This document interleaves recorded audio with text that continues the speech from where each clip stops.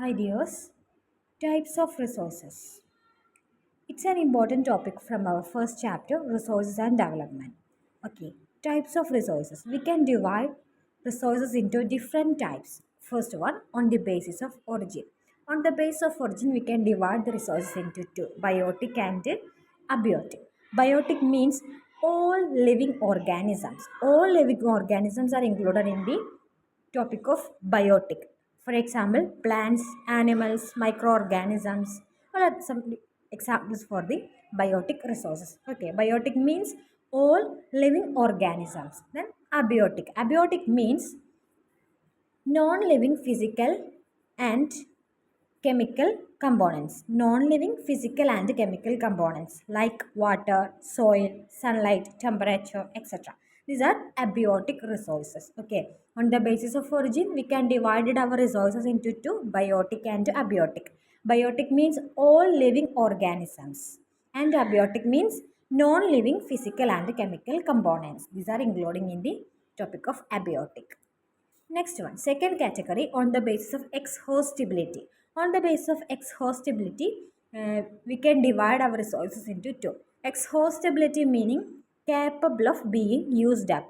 Capable of being used up.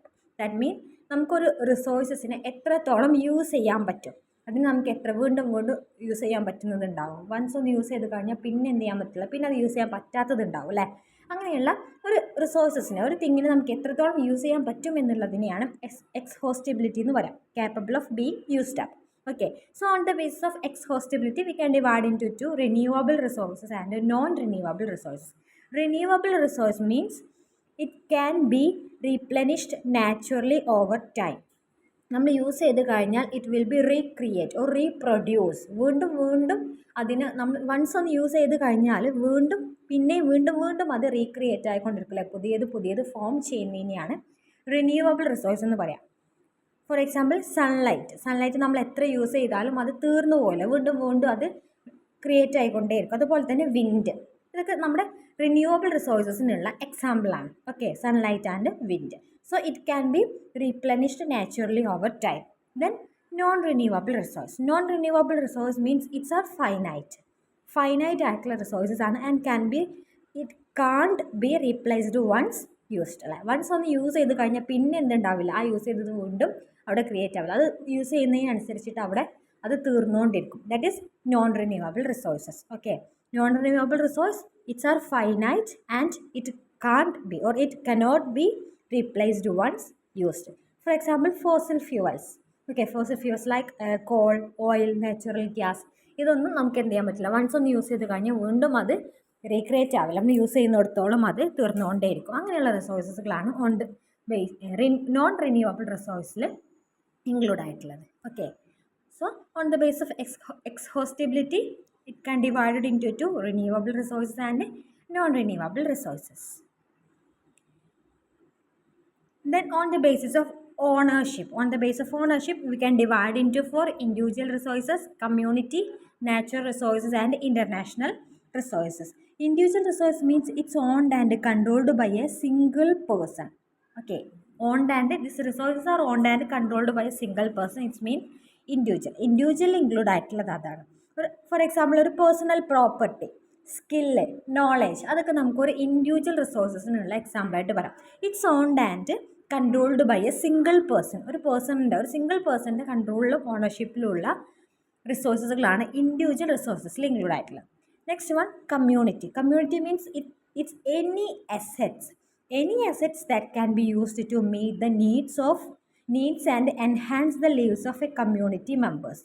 ഒരു community of പീപ്പിളിൻ്റെ, ഒരു കമ്മ്യൂണിറ്റി മെമ്പേഴ്സിന് അവരുടെ നീഡ്സ് സാറ്റിസ്ഫൈ ചെയ്യാൻ വേണ്ടിയിട്ട് യൂസ് ചെയ്യാൻ പറ്റുന്ന ഒരു റിസോഴ്സ്.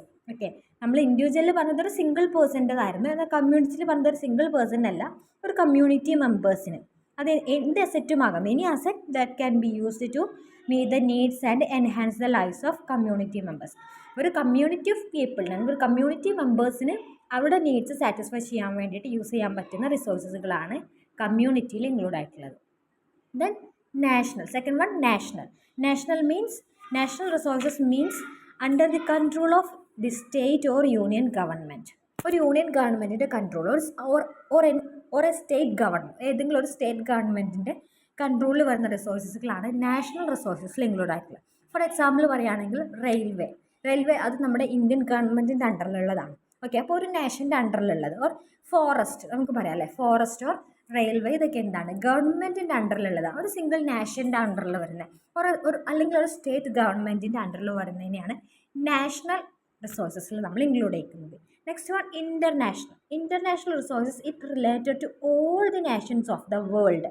ഈ നാഷണൽ റിസോഴ്സസ് നമ്മൾ പറഞ്ഞത് under the control of the state or union government, ഒരു സ്റ്റേറ്റ് ഗവൺമെൻറ്റിൻ്റെയോ അല്ലെങ്കിൽ ഒരു നാഷണൽ ഗവൺമെൻറ്റിൻ്റെ ഒരു കൺട്രീൻ്റെ ഗവൺമെൻറ്റിൻ്റെ അണ്ടറിൽ വരുന്നത്.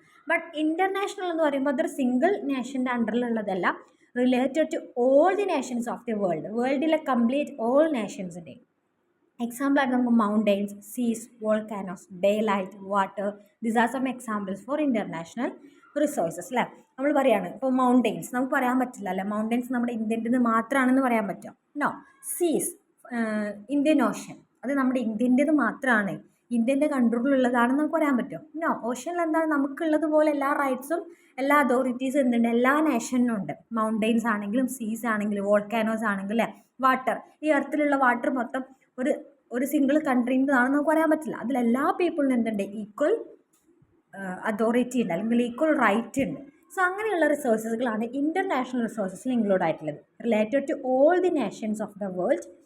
Okay, that is international resource. Okay, that is on the basis of ownership we can divide into for individual, community, national and international. Then last one on the basis of status of development. On the basis of status of development we can divide our resources into four: potential, developed, stock and resource. Potential means that exist in a region but are not yet fully developed or utilized. That exist in a region, ആ ഒരു resource എന്തുണ്ട്, അത് നമ്മുടെ റീജിയനിലുണ്ട് അല്ലെങ്കിൽ നമ്മുടെ എൻവയോൺമെൻറ്റിൽ exist ആണ്, but we cannot not yet fully developed or utilised. നമ്മളത് ഫുള്ളി ഡെവലപ്പ് ചെയ്തിട്ടില്ല അല്ലെങ്കിൽ നമ്മളത് ഫുള്ളി നമുക്ക് യൂട്ടിലൈസ് ചെയ്യാൻ പറ്റിയിട്ടില്ല. അങ്ങനെയുള്ള റിസോഴ്സുകളാണ് പൊട്ടൻഷ്യൽ റിസോഴ്സസിൽ വരുന്നത്.